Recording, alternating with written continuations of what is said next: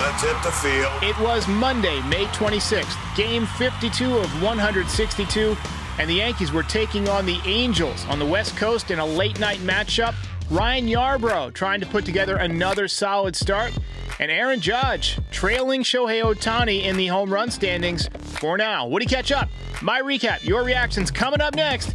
This is Pinstripe Territory. Just wanted to talk, that's all.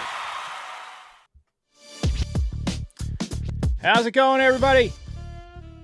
Welcome back. Yankees take game one of their series against the Angels, 5-1. Joining me tonight, kind of a surprise, last-minute decision here, TK, Terrence Kemp out there in L.A. So you're actually you're going to the game on Wednesday, right? And Friday. I'll be going to the game, the final game in Anaheim on Wednesday, and I'll be going to Dodger Stadium on Friday night for the first game of that series. So I'm looking forward to it. Revenge. But, yeah, I mean, that was a pretty solid game. Yankees fell behind early in the first inning, but they battled back. We got a great start from Ryan Yarborough, who went 6 fantastic innings. Big 3-run double from Anthony Volpe, a couple hits from Bellinger, and the Yankees continue to kind of rock out here in the American League East. They are way up in the division now, 6.5 games over the Rays. Red Sox have fallen way back. So, TK, how you feeling about this start? Yeah, I feel like we're in pretty good shape. Yeah, it's funny. I'm almost like I want more because I keep thinking of the 5 games that they were leading in the 8th inning or later, and they end up blowing those games when Devin Williams was still closing. And I'm like, wow, if they won those games, which were all very winnable games, they are the best team in baseball by a few games, and they're looking really good. But I can't be upset with where they are right now. They have a pretty commanding lead in the division. They're playing good ball. Obviously, they won tonight. They took 2 out of 3 in Colorado. You would have liked to have swept that series, but Anaheim's not a very good team. Take 2 out of 3 again, if not sweep, because the Dodgers are going to be tough, obviously. And then you feel like you had a pretty good road trip. The Yankees have a better record than the Dodgers right now. I didn't see that coming. All right, well, let's get to the recap. We got a late night. We got a crowd that wants to get to bed, I'm sure.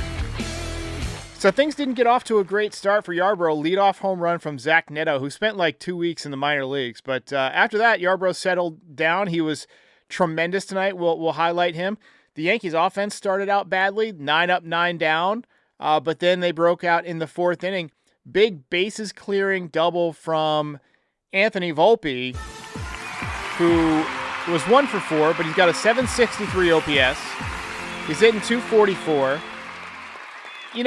He gets a lot of hate. I don't understand where all the hate comes from. I think he's really solid. What are your thoughts on Volpe after 2.5 years in the major leagues? I have mixed feelings because I think the reason why he gets a lot of hate is because he's not what he was hyped up to be, and I don't think he's ever going to be that player. And that's kind of how it goes with prospects. You don't know. But what was he hyped up to be? I don't remember them ever saying this is a batting champion or like a 40-40 guy. I mean, they said this is a homegrown shortstop who can really pick it and might have some bat to ball skills. I mean, he strikes out a lot. He had a tough first season offensively. Last year, the second half was bad, but he's been really solid this year, man.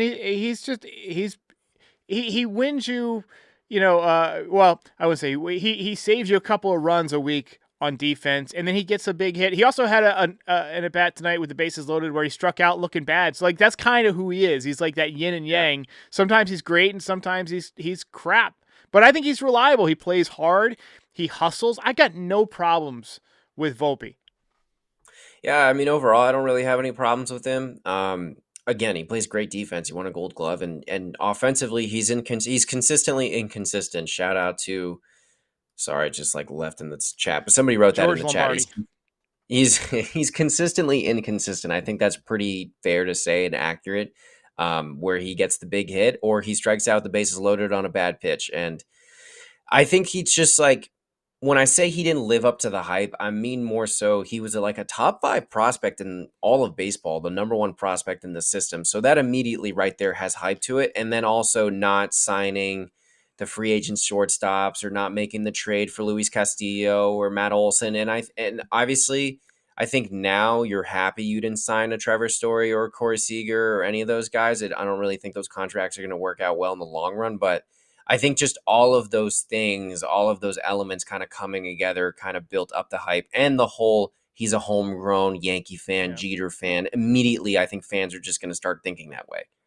And the whole the contract thing, like Corey Seager. I mean, this is where Cashman being the GM for 25 years comes into play a little bit. He's seen entire contracts. He's seen generations of contracts, and he understands that, signing guys in their 30s is generally not a good idea unless they're an unbelievable player. I mean, Judge was even, it's even suspect, but he's gotten off to a great start, but the Soto thing is not going to work out for the Mets. Like he's like, I think 1 for his last 15 or something like that. I mean, there's ups and downs with Volpe, but I got no problem with him.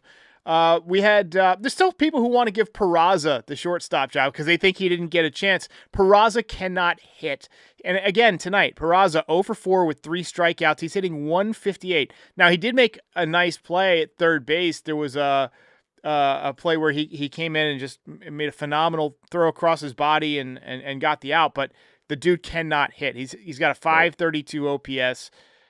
So, I mean, that ship has sailed. Volpe's the best shortstop we have, and I say just keep running him out there. Sack fly from Wells in the 8th inning made it 5-1. Where do you stand on Wells? He's got 31 ribbies, but we're starting to get more and more calls about giving J.C. Escarra playing time, maybe about Ben Rice taking over at catcher when Stanton comes back. I feel like Wells has been more disappointing than Volpe, honestly. I mean, I'm not super into what Wells has done for us. Quietly, I think Austin Wells is having a terrible season. To be honest, it's just that the Yankees have overall. I wouldn't say been terrible. It's below. I think from what I expected him to have, he's not having he's got 8 home runs, I think, so pretty good, solid. But he's hitting like 200. He's got 709 OPS. Yeah, I mean, I did not really expect him to have. I guess terrible is strong. You're right, but I did not expect him to have this bad of a season. And I think the reason it's not really getting talked about is because the Yankees as a team have played pretty well, and he hasn't really cost them offensively or defensively. But J.C. Escarra 3 for 4 with a huge RBI against the Rockies to essentially win the game. They needed that run. I'm totally fine with giving Escarra a few more kind of shots or some starts here and there, and maybe I think it's probably 70-30 Wells. Maybe go 60-40 now and kind of see how that goes. Maybe give Rice a start at catcher. I mean, he is a natural catcher just to get his bat in the lineup, just to see. Yeah, we talked about that a couple of weeks ago when we were saying, what's going to happen when Stanton comes back? How are we going to figure this whole thing out? And I think that's partly what's going to happen. You're going to see Wells lose some at-bats to Rice and continue possibly to lose some at-bats to Escarra if Escarra keeps playing well. Yerry De Los Santos. Man, he looked great tonight. I mean, his stuff is wicked. He throws hard. He gets a ton of movement. 1 in the 3rd innings, 3 strikeouts. He's got a 1.64 ERA so far. What are your thoughts on De Los Santos? Is he kind of becoming a sneaky, bigger part of this bullpen? Yeah, definitely. I think that's one of the classic Brian Cashman walks on the street somewhere and just kind of says to a guy, hey, it looks like you can pitch and throw a ball pretty hard. You want to play for the New York Yankees? And then Matt Blake starts this black magic ritual and turns this guy that you've never heard of before into an elite reliever. That's kind of what it looks like. I'm not saying he's elite right now, but he looks great. When I've seen him, he looks great, and he looks like he's starting to become great. So I think the last piece of the puzzle with him is I haven't really seen him in a critical point of the game where it's like the game is literally in his hands, and sometimes mentally a guy can't really handle that. Yeah. So I'll be interested to see how he performs in a situation like that or in the playoffs or whatever. But stuff wise and command wise, he's looked great, and he's kind of slowly climbing my trust tree in the bullpen, if you will. And you know who's climbing my trust tree? Frickin' Ryan Yarborough, man. That guy was fantastic again. 6 innings, 2 hits, 1 run. We'll highlight him in a second, but 3.06 ERA on the season now. And even if Stroman comes back, I don't think you can take Yarborough out of the rotation because he's just straight up getting it done. Yankees take Game 1 of the series. Game over. Yankees win. Yankees win. All right. So belt tonight. Who you going, man? Who you going? I gotta go Ryan Yarborough. Ryan Yarborough. First belt for Yarborough. And that is 3 wins in a row for the Yankees. I'm not going to play the streaking noise because it's late at night, so I'm trying to minimize the sound effects tonight. I don't want to wake anybody's wife up and pissed, get them pissed. But all right, let's move on to the pitcher spotlight here. Pitcher spotlight. Again, he is proof that you don't need to throw gas to be successful in the major leagues. He didn't break 90 tonight. 89.3 with his top miles per hour. 88 pitches, extremely efficient, and it seems like every single time out he's extremely efficient. He doesn't walk guys. He changes speeds. After that home run, I thought, well, the magic has run out on Ryan Yarborough, and that was a bomb too. That was Bo Jackson territory. That was a bomb. Have you ever seen that Bo Jackson home run that he hit there in the All-Star game? And this was on par with that. It was a nuke. But after that, I mean, to his credit, he settled down and just threw strikes and let the Yankees offense catch up. Frankie Baseball dropping in the stat, 15th different player to win a belt this year. So Yankees spreading it around. But what were your thoughts on Yarborough? Dude, he reminds me of like the lefty version of Kyle Hendricks. Just a guy who like knows how to pitch, hits his spots, mixes it up, upsets timing well. And he was a guy that was in the Tampa organization for a long time, and they can develop pitching, man. So I feel like he's kind of brought a little bit of that over. And he's got a little bit of like a funky release. And I think he's really solid, dude. And I love him. In the like long relief 6 starter spot starter role. When Luis Heel gets back, and I think they were saying he's going to throw off a mound for the first time in Dodger Stadium at some point. So he should be coming back relatively soon. So when he comes back, obviously, I think Yarborough is kind of going to be the odd man out. But I love him in the long relief spot starter. I kind of call that the 6th starter role. I love him there. Love him. What were your thoughts on Boone going to Weaver with a 4-run lead? I thought that was kind of odd. They're obviously kind of overtaxed in the bullpen. They kept showing that bullpen budget or whatever. And I thought for sure they were going to go with Devin Williams tonight. I mean, he ended up warming up. Now tomorrow, I mean, you need Rodon to give you a good outing because you can't really go to the bullpen for very long. I mean, you hope he gives you 7 innings and then maybe you can get 6 outs from the pen. It would not shock me, honestly, if they made a minor move before tomorrow, like brought somebody in just to refresh the bullpen. Like maybe they DFA somebody like Reyes and replace him with a pitcher or something. I don't know. But I feel like they're running out of arms here. Yeah, they might like option somebody and bring another arm just to have a fresh arm. What you need tomorrow is you need Rodon to shove and then them to mash. You need it. You need a blowout, so you don't need to. You don't really need those critical outs. But you know what's interesting to me, Derek? They put in, like you said, they put in Weaver over Devin Williams. That tells me they don't trust Devin Williams in the 9th inning at all. At all. Yeah. Let's just be honest. That's what you're telling me, right? Yeah. You got a 4-run lead. He's been used a lot as well too. Like he's been working a lot too. I mean, I just think the bullpen at large is taxed. So I mean, this would be a good time, honestly, tomorrow to have a rain out. Get everybody, and then doesn't rain here, man. and then you just move a game to Thursday if I don't know if the Angels have a day off Thursday, but the Yankees do in LA. So, all right, we're gonna get a quick word from Spot and Tango, the guys over at Foul Territory, and then we'll be back with some final thoughts, final reactions here after the Yankees take Game 1 of the series. Kratz, my pup was picky. Not anymore with Spot and Tango Unkibble, and it is about 40% less expensive than frozen food. So we're saving in the wallet and we're making our pups happier. Let's go apples to apples. I'm not cheap, but I don't want to waste my money on something that's good for my dog. This is perfect. Yeah, they are very excited. Both Bella, Kratz's pup, and Penelope, my little pup, for Spot and Tango. You can get your pup excited too, and there's no more guessing how much to feed your dog either. Spot and Tango creates a custom plan based on your dog's age, weight, breed, and activity level. It's a nice little survey. So upgrade your pet's bowl with Spot and Tango Unkibble for a limited time. Go to spotandtango.com/foul. Use code FOUL to get 50% off your first order. That's spotandtango.com/foul. spotandtango.com/foul, code foul for 50% off your first order. spotandtango.com/foul, code foul. All right, so I told Terrence that we would talk a little bit of minor leagues tonight.